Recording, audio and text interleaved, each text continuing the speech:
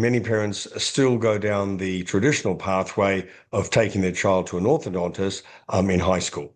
Now, what you've got to understand is the majority of the face is completed its development and growth by the time you get to high school. Fun facts, when your child is born, its head is 35% of its adult size. That's why babies have large heads, right? By age 8, 90% of facial growth is complete. So why is this important to me? A, this is my field.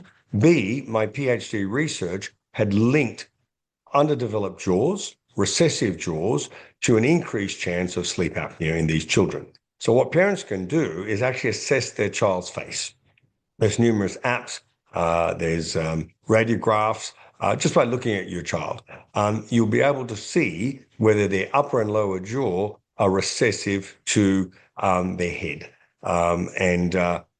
If you can correlate early, what I mean by early, we're talking, from age 4 to age 9, is the best age group to not do orthodontics. We're not talking about straightening teeth here. We're talking about widening the jaw. And remember, 75% of our nasal airway is the palate. So if you have a narrow palate, that is a physical obstruction of airflow, right? So I'm talking about widening the palate as a starting point, and then depending on the child, bringing the upper jaw forward, which is the most common problem, what we call maxillary hypoplasia, and secondly, if need be, bringing the lower jaw forward. But what I find in a young child, if I get in at the proper age and we fix the airway and we widen the palate with the help of my ear, nose and throat colleagues, and then the lower jaw tends to track forward because we teach the child to breathe through the nose, lips together, tongue on the palate, right? So what I want parents to understand in this chapter is the important role of the dentist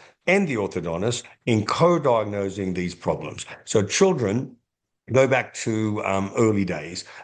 Most parents have heard of the Pierre Robin sequence, right? Pierre Robin was a physician in France who realized that when someone had a recessive jaw, it affected their breathing, and he came up with a simple monoblock appliance that the child could wear at night that would maintain their airway. To this day, adults who've missed the boat and should have had this treatment now have to wear a sleep appliance, something to bring their jaw forward to stop their tongue blocking their throat. But that will never really fix the problem. It's a Band-Aid solution.